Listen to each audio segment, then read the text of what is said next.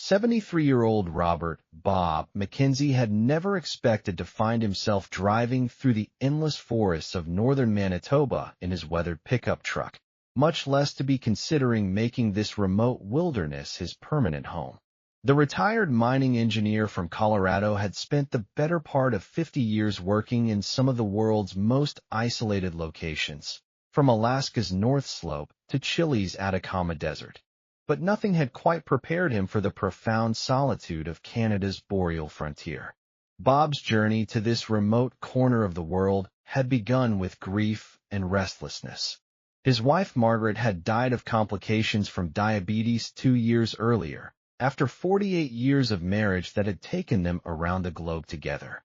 Their 2 adult children lived busy lives in distant cities. Son Thomas was a doctor in Vancouver, and daughter Linda worked as an environmental lawyer in Toronto. Both had urged their father to move closer to family, to consider assisted living, or at least to remain in the comfortable Denver suburb where he had spent his retirement years. Instead, Bob had surprised everyone by selling his house, liquidating most of his possessions, and embarking on what he called his final expedition. He had purchased a well-equipped RV and spent 18 months exploring the most remote accessible regions of North America, seeking something he couldn't quite articulate, perhaps meaning, perhaps adventure, perhaps simply the right place to spend whatever years remained to him. The journey had led him progressively northward, through Montana, Alberta, Saskatchewan, and finally into Manitoba's vast wilderness. He had been camping near Thompson, the northernmost city in the province, when a conversation with a local bush pilot had changed the direction of his wandering. If you really want to see true wilderness, the pilot had told him over coffee at a local diner, you should visit Snow Lake. It's about as far north as you can drive in this province. Population maybe 300 people, mostly indigenous folks and a handful of white families whose ancestors were trappers and traders. Beautiful country, but harsh as hell in winter. The description had intrigued Bob, who had always been drawn to places where human presence was measured against the overwhelming scale of nature. A week later, he found himself on the narrow gravel road that led to Snow Lake, marveling at the pristine forests and countless lakes that stretched to the horizon in every direction. Snow Lake proved to be exactly what the pilot had described. A small community of weathered buildings clustered around a frozen lake, surrounded by wilderness that seemed to extend infinitely in all directions. The town consisted of a combination general store and post office, a community center that doubled as a school, a small medical clinic staffed by a nurse practitioner, and about 60 houses and cabins scattered throughout the surrounding forest. Bob had initially planned to stay only a few days, but the stark beauty of the landscape and the welcoming nature of the community kept extending his visit. He rented a cabin from the town's unofficial mayor, a Cree elder named Joseph Sinclair, who also ran the general store and seemed to know everything about everyone within a 100-mile radius. You're welcome to stay as long as you like, Joseph had told him with a knowing smile. City folks usually get restless after a week or two up here, but you seem different. You've got the look of someone who's been in wild places before. Bob had indeed felt immediately at home in Snow Lake's harsh beauty and simple rhythms.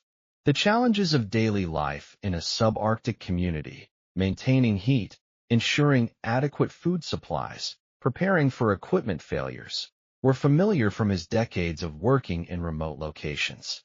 More importantly, the profound silence and endless vistas provided a peace he hadn't experienced since Margaret's death. It was during his 3rd week in Snow Lake that Bob first encountered the O'Brien sisters. He had been shopping for supplies at Joseph's store when 2 young women entered, speaking to Joseph in a mixture of English and what Bob later learned was Ojibwe. The women were clearly sisters, sharing similar features, but with distinct personalities that were immediately apparent even in casual conversation. The older sister, who appeared to be in her mid-20s, had long auburn hair and green eyes that reflected both intelligence and a hint of wariness toward strangers. The younger sister, perhaps 22 or 23, had darker hair and a more open, engaging manner. Both were dressed in practical winter clothing and moved with the confident efficiency of people accustomed to harsh conditions. "Sarah, Emma," Joseph called out in greeting, "come meet our winter visitor. This is Bob McKenzie, retired mining engineer from Colorado." "Bob, these are the O'Brien sisters, Sarah and Emma. They run one of the best trap lines in the territory and know more about surviving in the bush than most men twice their age." Sarah nodded politely but somewhat distantly, while Emma immediately extended her hand with a warm smile. "Pleased to meet you, Mr. Mackenzie. What brings you to our little corner of nowhere?" Bob found himself drawn into conversation with the sisters, learning that they were indeed trappers and guides who had inherited their operation from their grandfather, who had passed away 5 years earlier. Their parents had died in a plane crash when the girls were teenagers, leaving them to run the family business with remarkable success.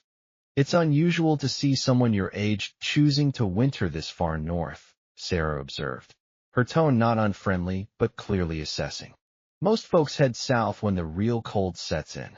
"I've spent most of my career in cold, isolated places," Bob replied. "I find I prefer them to cities, especially at this stage of my life." Emma's eyes lit up with curiosity. "What kind of mining work did you do? We see geologists and surveyors up here sometimes, but not many who stay once winter starts." Bob found himself sharing stories of his work in Alaska, northern Canada, and Siberia, while the sisters contributed their own tales of life in the wilderness. The conversation continued for over an hour, ranging from practical survival techniques to philosophical discussions about the appeal of remote places. When the sisters finally left to continue their errands, Bob realized he was hoping to see them again soon. There had been something compelling about their combination of competence, intelligence, and genuine warmth that had stirred feelings he thought were buried with Margaret. Over the following weeks, Bob encountered the O'Brien sisters regularly around Snow Lake. The community was small enough that paths crossed frequently, and he began to sense that the encounters weren't entirely coincidental. Sarah and Emma seemed to find excuses to stop by his cabin, ostensibly to check on the lone elderly visitor, but clearly enjoying his company. "You're not like most outsiders who come through here," Emma told him one evening as they sat around his wood stove, sharing stories and hot coffee. "Usually they're either tourists who can't wait to leave or researchers who treat us like specimens to be studied. You seem to actually see this place for what it is." Bob was beginning to understand that what it was, for him, was home. The isolation that might have driven a younger man to distraction felt like sanctuary to someone who had lost his life partner and was seeking meaning in his remaining years. More surprisingly, he was developing feelings for both sisters that went beyond mere friendship. The situation was complicated by the obvious bond between Sarah and Emma. They were not just sisters, but best friends and business partners who had supported each other through devastating losses and built a successful life together in one of North America's most challenging environments. Bob could see that any romantic relationship would need to respect and accommodate their existing partnership. The cultural complexities were equally significant. The O'Brien sisters were of mixed Irish and Ojibwe heritage, deeply connected to both the white trapping community and the indigenous population of Snow Lake.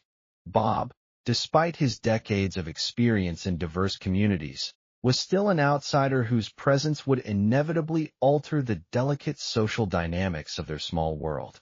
As winter deepened and the temperature regularly dropped below -40, Bob's integration into the community accelerated. His engineering skills proved valuable for various maintenance and improvement projects, while his experience with extreme weather conditions made him a useful consultant for families preparing for the harshest months. More importantly, his relationships with Sarah and Emma were evolving in unexpected directions. Sarah, initially the more reserved of the two, began seeking his advice about business decisions and sharing her concerns about the future of their trapping operation in an era of changing environmental regulations and market conditions. Emma, naturally more outgoing, had begun including Bob in their social activities and family traditions. She invited him to community gatherings, taught him basic Ojibwe phrases, and introduced him to traditional foods and customs that enriched his understanding of the region's complex cultural heritage. The turning point came during a severe blizzard in February that lasted for 3 days and tested every aspect of the community's preparedness and resilience. Bob's cabin lost power on the first day, and Sarah and Emma insisted he stay with them in their larger, better-equipped house rather than risk freezing alone. The 3 days of enforced intimacy, huddled around their wood stove while the storm raged outside, created a new level of closeness and understanding between them.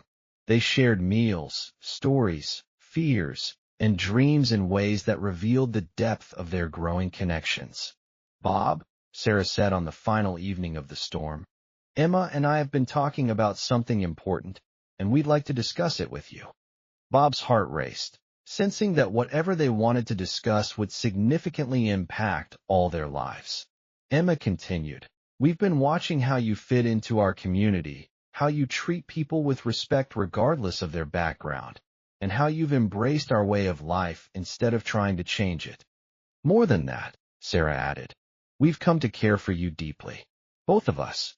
We know this is unusual, and we know there are significant challenges with the age difference and cultural differences, but we want to explore whether there might be a future for the three of us together."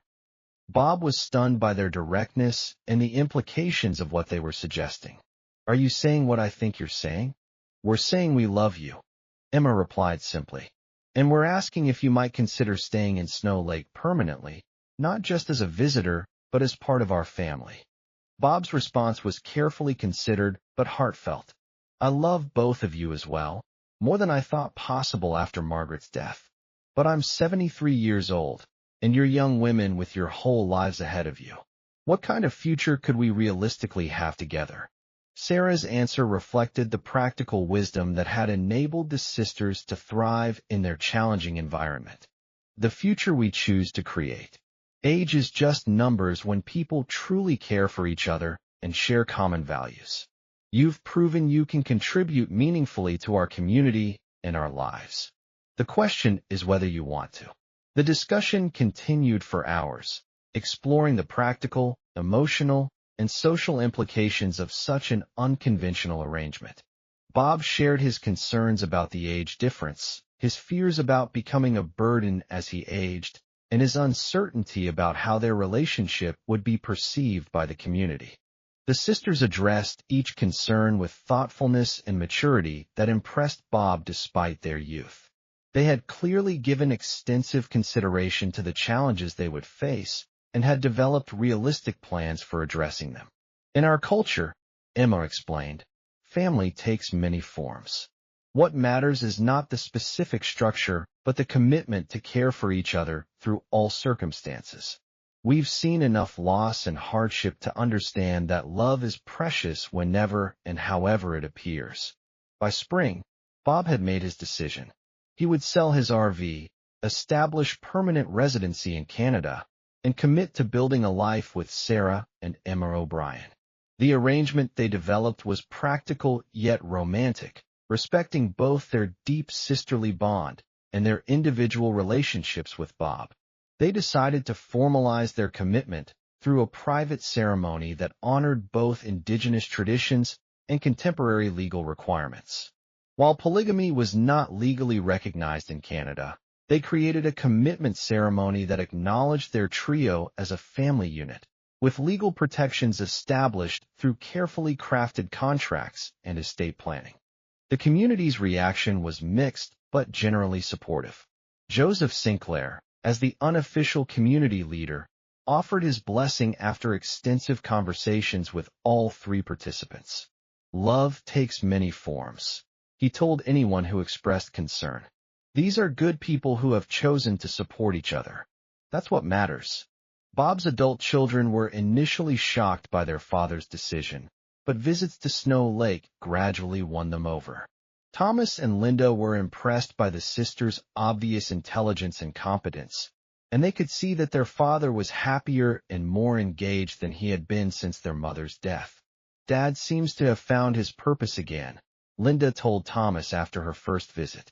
"I was worried about him living alone for the rest of his life, but this is better than anything I could have imagined." The first year of their unconventional marriage required significant adjustments for all three partners. Bob had to learn not just to share his life with two women, but to navigate the complex dynamics of a relationship that was simultaneously romantic and familial. Sarah and Emma had to adjust to including a partner in decisions they had made independently for years.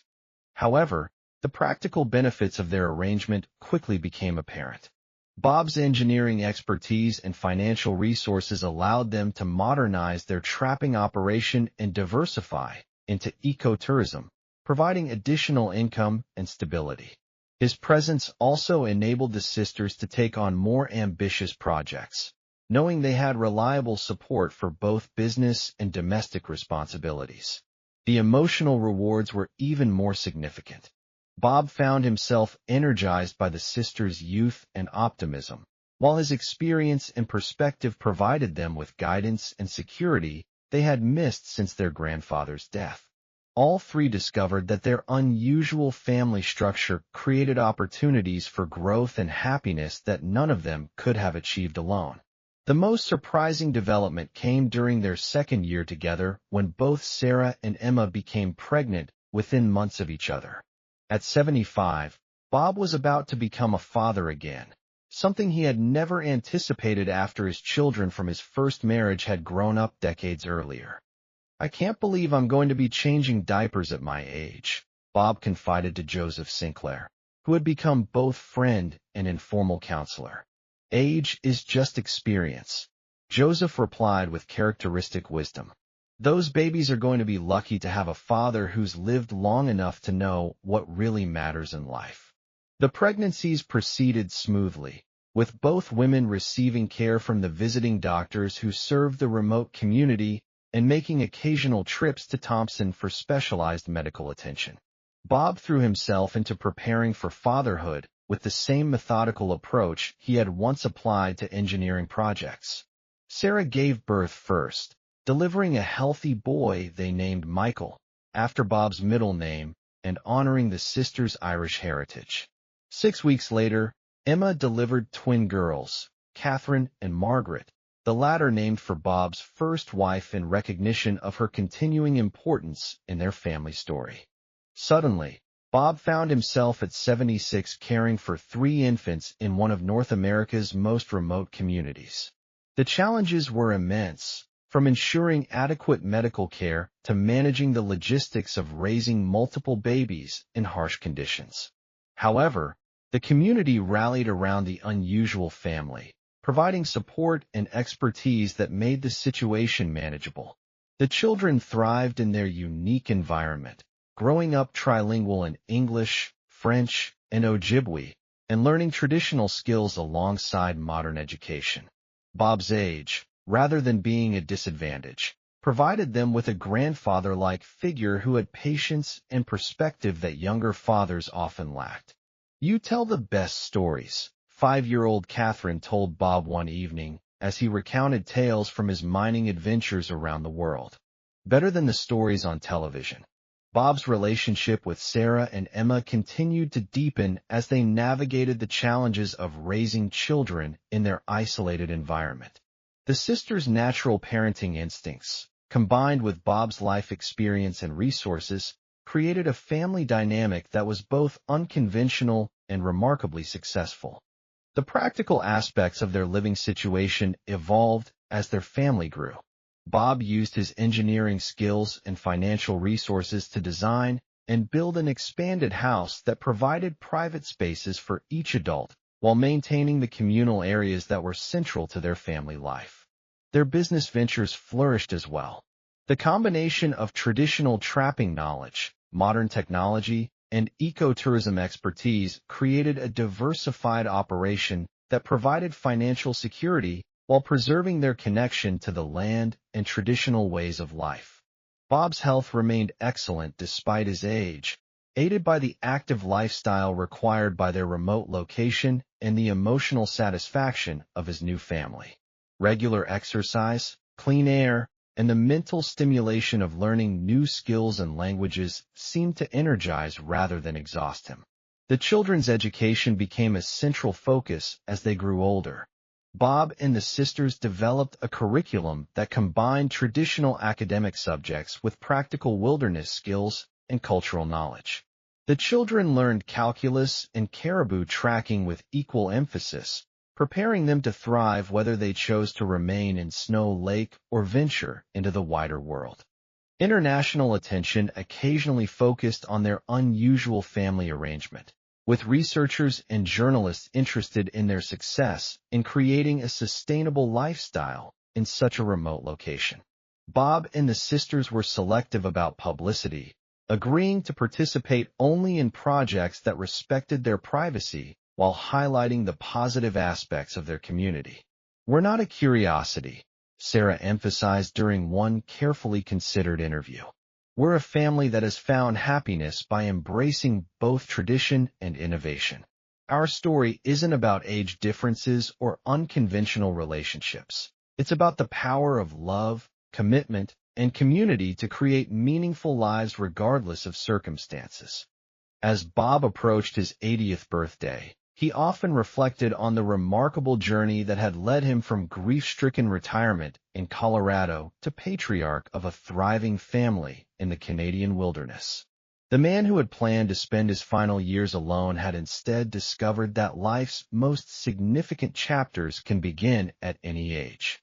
The children, now ranging in age from 8 to 10, had grown up considering their family structure completely normal. They were confident, capable, and culturally sophisticated despite their isolated upbringing. Their multilingual abilities and comfort with both traditional and modern technologies positioned them well for whatever futures they might choose. Bob's original children had become regular visitors to Snow Lake, bringing their own families to experience the unique lifestyle their father had created. The grandchildren from both sides of Bob's family had formed close bonds, creating an extended family network that spanned traditional and unconventional relationships.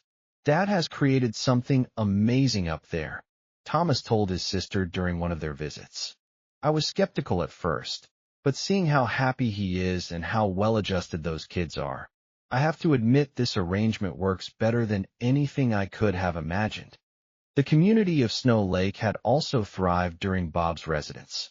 His engineering expertise and financial resources had helped improve infrastructure and create new economic opportunities, while his commitment to respecting and learning from local traditions had strengthened rather than disrupted existing social structures.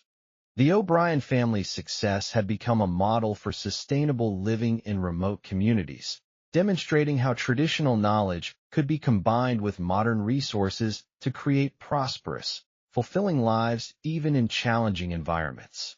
As winter settled over Snow Lake once again, Bob sat by the fire in the home he had helped design and build, watching Sarah help Michael with his homework while Emma read stories to the twins. The scene represented everything he had never known he wanted: purpose, family, and the deep satisfaction of a life lived in harmony with both nature and human community.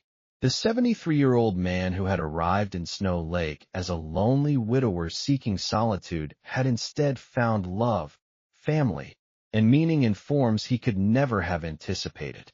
His story continued to evolve, no longer as a tale of endings and retirement, but as an adventure in love, parenthood, and community that challenged every assumption about appropriate life choices and the possibilities for happiness in later years. Bob McKenzie's transformation from isolated retiree to beloved patriarch demonstrated that love, family, and purpose could flourish in the most unlikely circumstances when approached with openness, respect, and commitment to something larger than individual comfort. His unconventional family in the Canadian wilderness had become a testament to the human capacity for reinvention and the power of love to transcend age, culture, and social expectations. The northern lights that danced across the snow-lake sky on clear winter nights had become a metaphor for Bob's late-life renaissance. Unexpected beauty appearing in the darkness, illuminating possibilities that conventional wisdom suggested shouldn't exist, but that proved undeniably real and transformative for all who witnessed them. Their story continued to inspire others to remain open to unexpected opportunities for love and family, proving that meaningful relationships could develop across generational and cultural boundaries when based on mutual respect, shared values, and genuine commitment to each other's well-being and happiness. As Bob looked toward the future, he knew that the years ahead would bring challenges: his advancing age, the children's eventual need to explore the wider world, and the ongoing complexities of maintaining their unique family structure. However, he also knew that whatever came, they would face it together as a family bound not by conventional expectations, but by love, loyalty, and the deep satisfaction of having created something beautiful and meaningful in one of the world's most challenging and beautiful places.